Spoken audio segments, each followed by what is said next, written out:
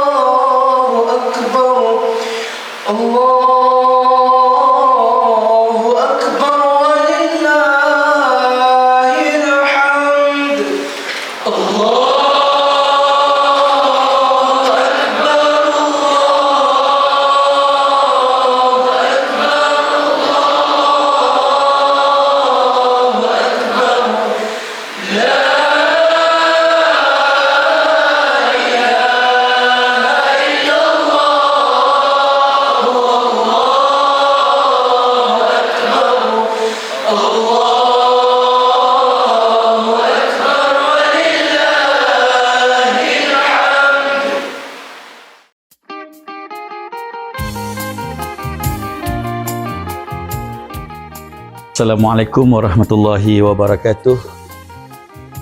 Selamat menyambut Hari Raya Aidilfitri, minal aidil wal faizin, maaf zahir dan batin. Di kesempatan ini saya ingin mengambil peluang untuk mengucapkan selamat menyambut Hari Raya kepada semua anak-anak permata hati yang saya kasihi, dan tak dilupakan kepada semua rakan-rakan AKP dan guru-guru. Diucapkan selamat menyambut Hari Raya.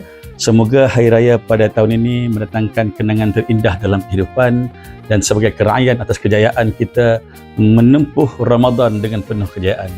Dan diharapkan juga semoganya bergembira dan mencetuskan semangat juang yang tinggi selepas sekolah dibuka semula nanti. Selamat Hari Raya Aidilfitri, maaf zahir dan batin. Assalamualaikum warahmatullahi wabarakatuh. Pagi hari memetik melati, disimpan rapi di dalam dulang. Syawal tiba berseri hati, semoga semuanya selamat pulang. Saya Cikgu Bibi dan Cikgu Fakrul, kami dari Unit Bimbingan dan Kaunseling mengucapkan Selamat Hari Raya Aidilfitri, maaf zahir dan batin. Assalamualaikum warahmatullahi wabarakatuh. Selamat Hari Raya. Maaf zahir dan batin. Kosong-kosong. Burung merpati terbang ke kota, hinggap sebentar di pohon cemara. Syawal tiba membawa bahagia. Salam Aidilfitri untuk semua. Selamat Hari Raya Aidilfitri, maaf zahir dan batin. Semoga kedatangan Syawal membawa kebahagiaan, keberkatan dan mengeratkan lagi silaturahim antara kita. Kami dari SMK Agama Tun Ahmad Zaidi mengucapkan